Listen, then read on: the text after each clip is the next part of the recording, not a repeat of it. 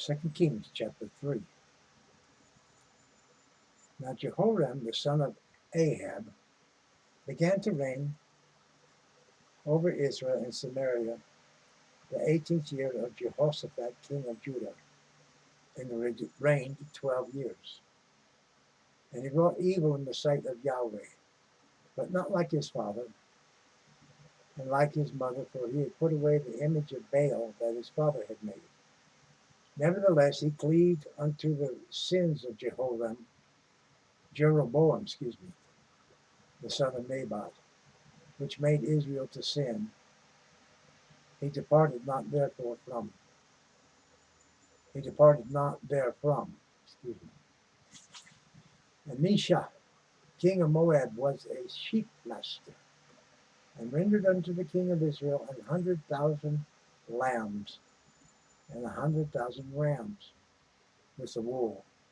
But it came to pass when Ahab was dead, that the king of Moab rebelled against the king of Israel.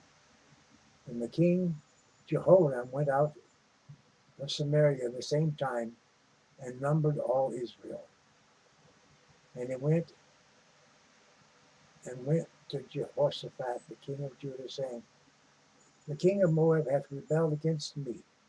Wilt thou go with me against Moab to battle? And he said, I will go with. I am as thou art, my people as thy people, and my horses as thy horses. And he said, Which way shall we go up? And he answered, The way through the wilderness of Edom. So the king of Israel went, and the king of Judah, and the king of Edom, and they fetched a compass of 7 days' journey, and there was no water for the host, and for the cattle that followed them. And the king of Israel said, Alas, that Yahweh hath called these 3 kings together, to deliver them into the hand of Moab. But Jehoshaphat said, Is there not here a prophet of Yahweh, that we may inquire of Yahweh by him? And one of the king of Israel's servants answered and said, Here is Elisha, the son of Shaphat, which poured water on the hands of Elijah. And Jehoshaphat said, The word of Yahweh is with him. So the king of Israel and Jehoshaphat and the king of Edom went down to him. And Elisha said unto the king of Israel, What have I to do with thee? Get thee to the prophets of thy father, and to the prophets of thy mother. And the king of Israel said unto him, Nay, for Yahweh hath called these 3 kings together, to deliver them into the hands of Moab. And Elisha said, As Yahweh of hosts liveth, before whom I stand, surely were it not that I regard the presence of Jehoshaphat the king of Judah, I would not look toward thee nor see thee. But now bring me a minstrel. And it came to pass, when the minstrel played, that the hand of Yahweh came upon him. And he said, Thus saith Yahweh, Make this valley full of ditches. For thus saith Yahweh, Ye shall not see wind, neither shall ye see rain, yet that valley shall be filled with water, that ye may drink, both ye and your cattle and your beasts. And this is but a light thing in the sight of Yahweh. He will deliver the Moabites also into your hand. And ye shall smite every fenced city and every choice city, and shall fell every good tree, and stop all wells of water, and mar every good piece of land with stones. And it came to pass in the morning, when the meat offering was offered, that behold, there came water by the way of Edom, and the country was filled with water.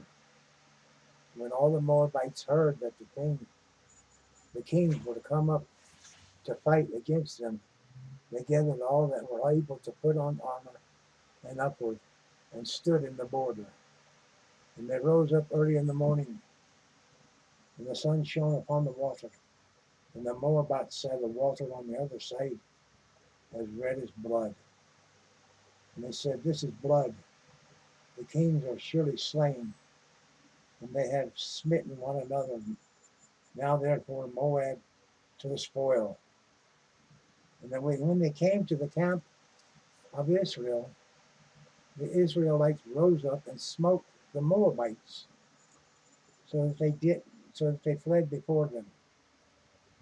But they went forward, smiting the Moabites even in their country.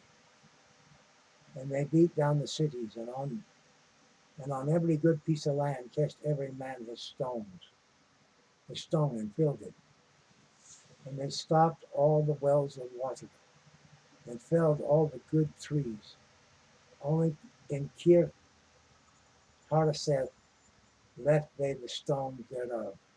Howbeit the slingers went about and smote it. And when the king of Moab saw that the battle was too sore for him, he took with him 700 men that drew swords to break through even unto the king of Edom, but they could not. Then he took his eldest son, that should have been reigned in his stead, and offered him for a burnt offering upon the wall. And there was a great indignation against Israel, and they departed from him and returned to their own land.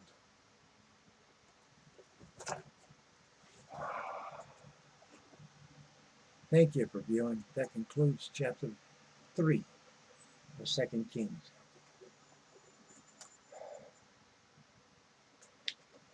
Let me tell you some of the story, but they leave gaps to me. Maybe it's in the Book of Chronicles to finish.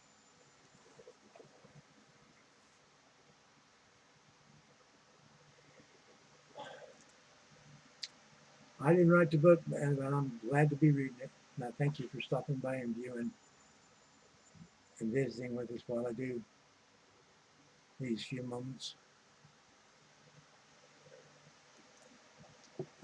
And at least the kings consulted the prophet, the man of God. And the man of God, he didn't want anything to do with the king of Israel, because he did evil in the sight of God. But because of the king of Judah, he helped. He did his part, what God said to do. And God brought about a victory for him.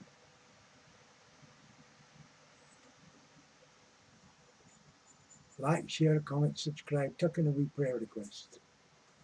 May God fill your house with himself,